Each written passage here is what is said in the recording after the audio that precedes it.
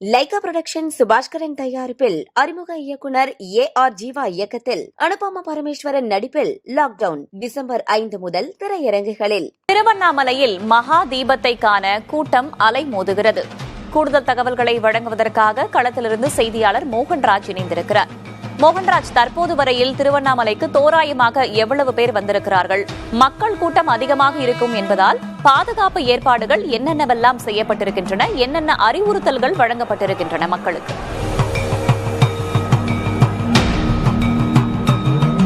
வேதவள்ளி, கார்த்திகை தீப திருவிழாவின் முக்கிய நிகழ்வான பரணி தீபம் மற்றும் மகாதீபம் ஏற்றும் நிகழ்வை காண திருவண்ணாமலை அண்ணாமலையார் ஆலயத்திற்கு இன்று அதிகாலை முதற்கொண்டே பக்தர்கள் படையெடுத்த வண்ணம் இருக்கிறார்கள்.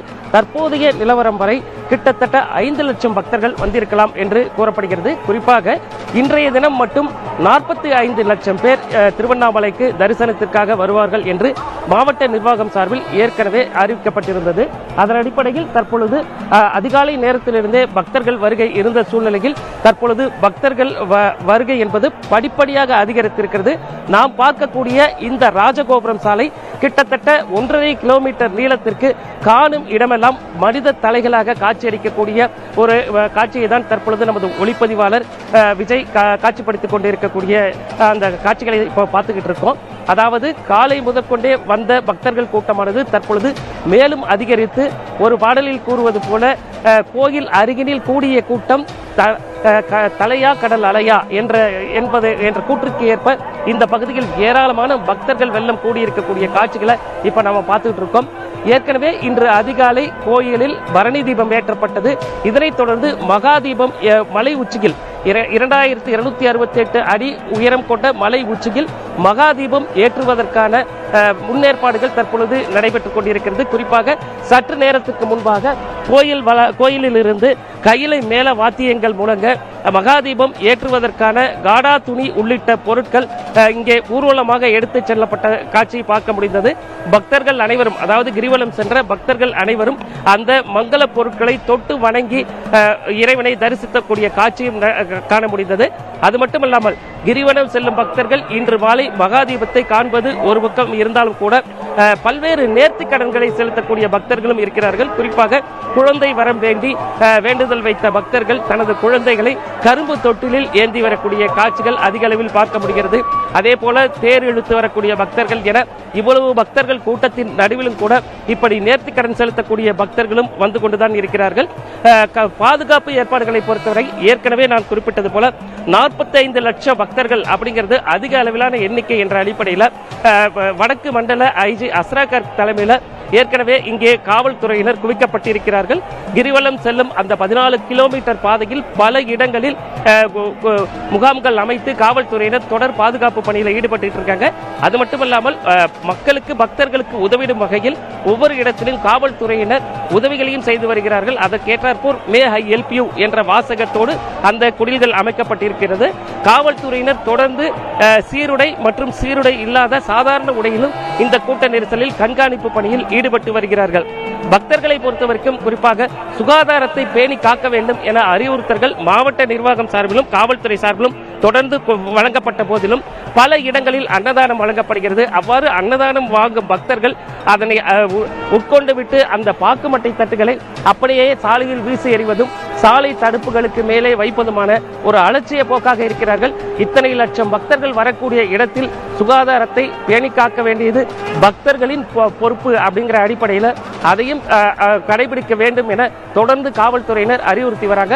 பாதுகாப்பும் தீவிரமாக செய்யப்பட்டு வருகிறது. இந்த சூழ்நிலையில் இன்று மாலை 6 மணி அளவில் ஏற்றப்படக்கூடிய மகா தீபத்தை காண்பதற்காக ஏராளமான மக்கள் இங்கே பக்தர்கள் குவிந்த வண்ணம் இருக்கிறார்கள். வேதவள்ளி, மோகன்ராஜ், தனித்த வாகனங்களில் வருபவர்கள், பொது போக்குவரத்தை பயன்படுத்துபவர்கள்லாம் எவ்வளவு தூரத்திற்கு அனுமதிக்கப்படுகிறார்கள்? அதே போல ஏதாவது ஒரு அவசர உதவி தேவை என்றால் ஆம்புலன்ஸ் வசதிகள்லாம் செய்யப்பட்டிருக்கிறதா? அங்கே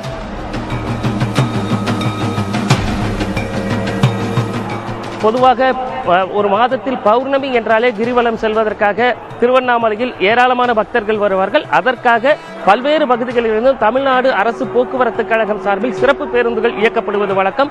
அதிலும் இந்த பௌர்ணமி மிக முக்கியத்துவம் வாய்ந்தது.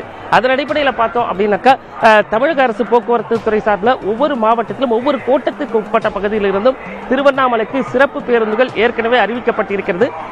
ஏனென்றால் இன்றைய தினம் தமிழ்நாடு முழுக்க இருக்க மாவட்டங்கள், அது மட்டுமல்லாமல் அண்டை மாநிலங்களை சேர்ந்தவர்கள் என பலரும் இந்த திருவண்ணாமலைக்கு படையெடுத்து வருவது வழக்கம். அதற்கேற்றாற்போல் இந்த பொது போக்குவரத்து நெரிசலை குறைக்கும் விதமாக இந்த நடவடிக்கை எடுக்கப்பட்டிருக்கிறது.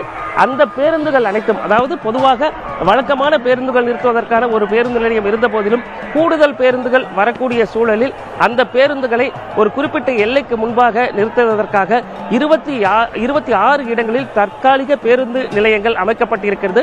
ஒவ்வொன்றும் இந்த பகுதியில், அதாவது கிரிவலம் செல்லக்கூடிய அந்த பாதையில் இருந்து பார்த்தோம் அப்படின்னாக்கா கிட்டத்தட்ட 2 அல்லது 3 கிலோமீட்டருக்கு அருகாமையில் இருக்கிறது.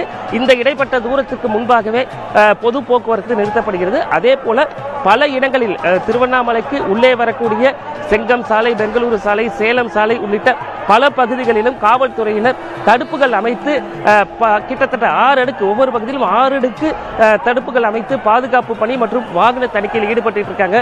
தேவையற்ற வாகனங்கள், குறிப்பாக பக்தர்கள் வரக்கூடிய வாகனங்கள் தேவையின்றி உள்ளே அனுமதிக்கப்படுவதில்லை. அதற்காக நிறுத்த இடங்கள் ஏற்பாடு செய்யப்பட்டிருக்கிறது. அங்கே நிறுத்துமாறு காவல்துறையினர் அறிவுறுத்தி வராங்க.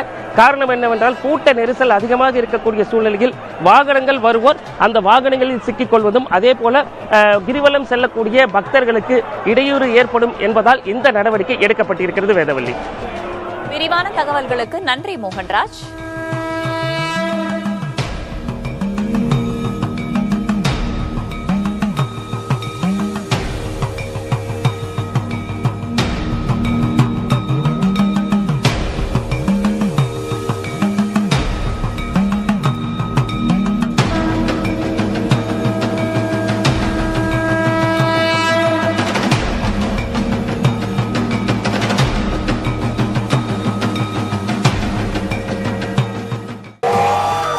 திருவண்ணாமலை மலை உச்சியில் திருக்கார்த்திகை மகாதீபம்.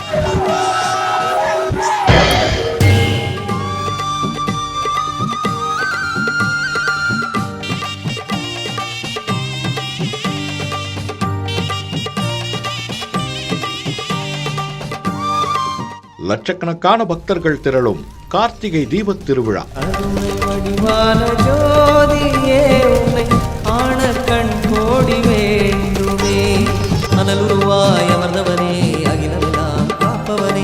ஆன்மீக பேச்சாளர் சுமதி ஸ்ரீ, பக்தி பாடகர் வீரமணி ராஜு, பட்டிமன்ற பேச்சாளர் பாரதி பாஸ்கர் ஆகியோரின் நேரடி வர்ணனையுடன் வருகிற 3ஆம் தேதி பிற்பகல் 3:30 மணி முதல் உங்கள் புதிய தலைமுறை தொலைக்காட்சிகள் சிறப்பு நேரலை திருவண்ணாமலை மகாதீபத்தை காண தயாராகுங்கள்.